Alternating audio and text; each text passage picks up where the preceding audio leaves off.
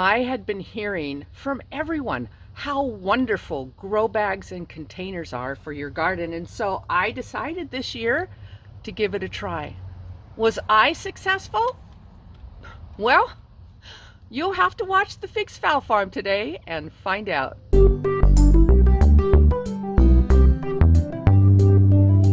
Well, because I have a small backyard garden, I decided this year that I would try some container gardening and some grow bags. This is a year of experimenting. I went a little bit crazy with it, but I had so much fun, learned so much, and found out that they are pretty great. For one thing, it makes your garden so much bigger.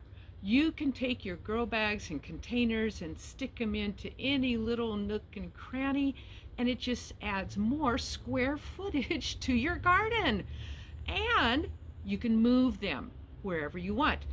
Now, there are lots of grow bags that you can buy out there, but I'm a little bit frugal and I got a little bit creative. I got all kinds of grow bags for free. I do little walks around the neighborhood, and as I go on my walks, I would see things that could be potential grow bags, maybe in the back of pickups, going to the dump. So I'd knock on the door and say, "Hey, can I have that?" And they'd say, "Sure." Now you need to be careful about the quality of your grow bags. I use some of those plastic bags that you use for grocery bags, and over time they kind of fell apart and disintegrated. So grow bags like this, they're great. I also went to nurseries and asked them if I could have some of their big containers that they would use for plants. And they said, "Sure, you can have a couple of those for free."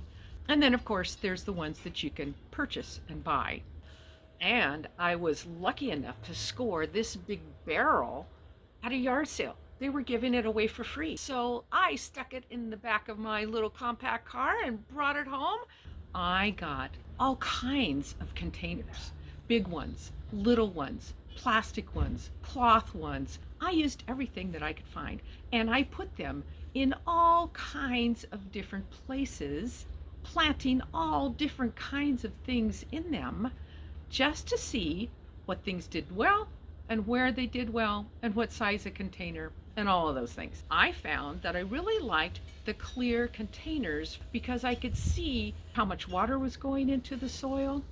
There is a little bit of preparation that you need to do with your containers and grow bags. You need to make sure you have good drainage. Now, grow bags are made of a cloth, and so the moisture naturally filters through it, and you don't need to put holes in the bottom. But if you have any kind of plastic or metal or anything else, make sure you put holes in it. I found one pot that looked like a swamp, and I didn't know why, and then I looked at the bottom and oops. Some of the containers that I used were pretty big, and I didn't want to spend a whole lot of money on potting soil or fertilizers or things like that. So I took a lot of yard debris and I put that down in the bottom first and then put my soils on top of it. And that yard debris over time kind of gets composted and actually adds more nutrients to your bags. Now you have to remember that every little container is like a teeny tiny little garden all in and of itself. So they do need a little extra care throughout the growing season. So about once a month, I would go around and fertilize all of my containers. Now at the beginning, I used a high nitrogen fertilizer to get the things growing and get the leaves all healthy.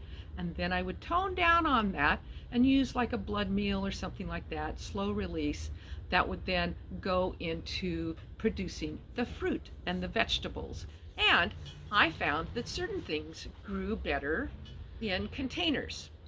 My lettuces thrived. It did better in that than it did planted in the regular garden. My peppers really loved 3-gallon containers. Tomatoes do well in 5-gallon containers. Again, you have to have enough soil in your containers to accommodate the types of plants that you're planting. I think that containers are the best thing for herbs. You can use little tiny containers or big containers and keep them year after year, and things like mint won't get invasive. There were also some things that did not do well in containers. Most of your vining things like cucumbers and peas, they didn't do very well. The most disappointing thing was watermelons. I think they need a lot more soil to pull from. It was pretty pitiful. That was quite the disappointment. Radishes, beets, turnips. I had a hard time getting them to germinate, and then they just didn't grow very well. And I don't think they really like containers as much as they do in the ground in the garden.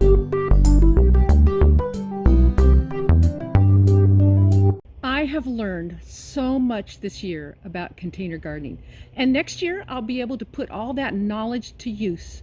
In the meantime, I'm going to rejoice over whatever harvest I can get. And that's how we need to be as gardeners, trying, rejoicing, looking at things in a positive way, and learning as we go along. Thanks for watching the Figs Fowl Farm. Like, subscribe, and leave a little comment, and we'll see you next time. I'm pretty happy with my extra growth, with the extra growth spray. I need my coffee.